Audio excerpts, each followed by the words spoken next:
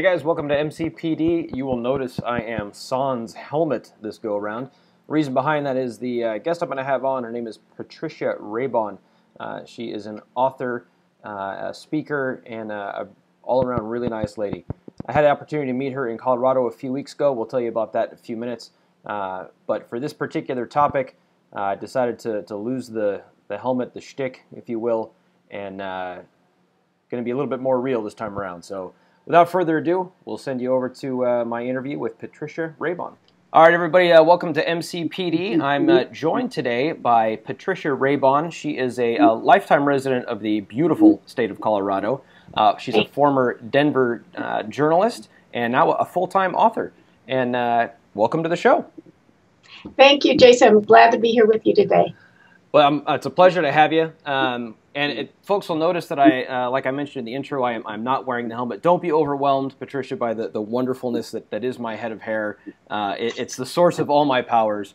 But like I said in the intro, I actually want to do this topic we're going to talk about a little more justice than doing the shtick with the helmet. So you were the first person to do an interview with me where you actually get to see my whole head. So just for the audience, let's talk real quick about how we met. We were at the Platform Conference in Colorado a few weeks back. I had the opportunity to get on stage with Michael Hyatt and his team, and I made a comment about my platform and how I'm looking to help first responders get control of their money. And I did make the comment about how cops only trust other cops.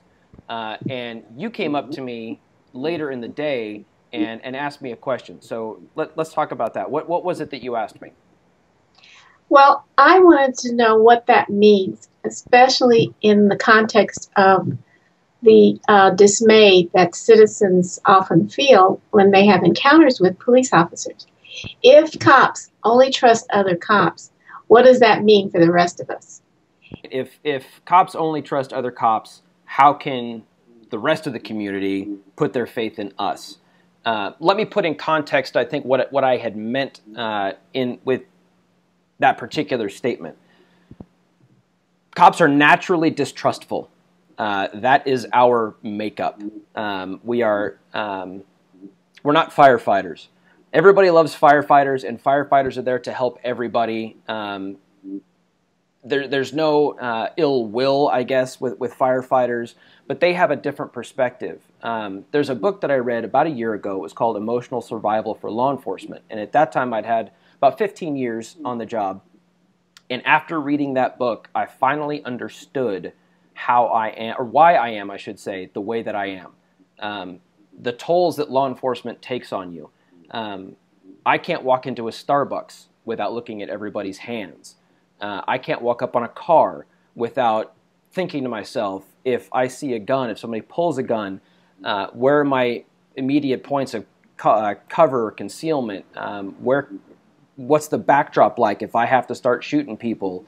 And I work in a fairly nice area. It's fairly well-to-do, but those things still go through my mind. A couple of years ago, less than a mile and a half from my PD, a CHP officer was shot and killed. So violence can be anywhere. It doesn't matter the zip code. It doesn't matter the makeup, racially, economically. Violence can find us anywhere. And when I said cops only trust other cops, it's because we're hardwired that way. If we're not, then it becomes a bigger issue for us getting home at the end of our shift. Particularly when you bring up the topic of finance, since we deal with financial crimes all the time and identity theft and those kinds of things, if I have a choice between an investment guy who is a former police officer versus an investment guy who has no idea what my job is like, I'm going to go with the investment guy that's a former police officer because I can identify with him. I had no idea when I made that statement what your perspective would be on it, and it's an interesting issue. It is interesting because the dynamic now between police officers and citizens is so polarized that your reality is to feel fear on your end when you're out doing your job. in the same way that citizens feel fear when they encounter a police officer. Sure. That's not working.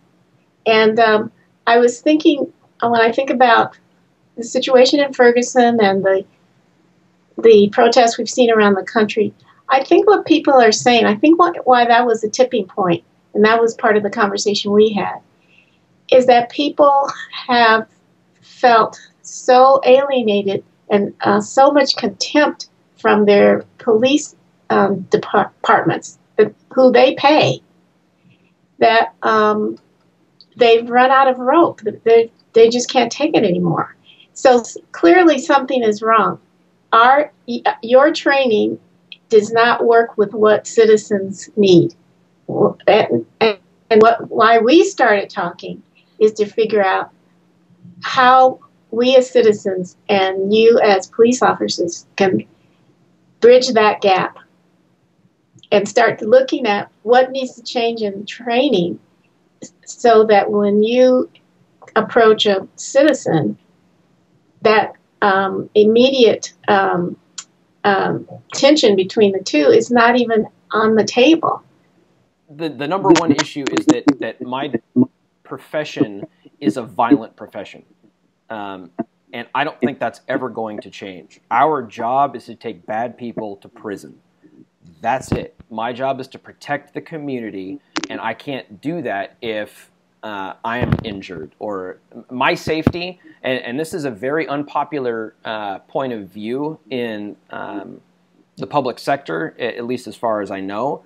But my safety comes first, period. I cannot help other people if I am injured. It's kind of the same thing when we talk about, there have been, last I checked, it was a few days ago, 105 police officers killed this year. And a portion of them were killed on their way to cover another officer. So they get into a solo vehicle collision, driving outside of their abilities, whatever it was. I wasn't there, I don't know. That's just an assumption I'm making based on my very long training and experience as a traffic officer. But now when that officer has crashed, we're diverting resources to him or her as opposed to where they initially needed to go. So we talk often about getting there safely and without harming ourselves or other people. It sounds very selfish when I say my safety comes first, but it does. It has to, because if I am hurt, that means whomever I'm going to help isn't going to get that help, because now we're dividing our purposes, right?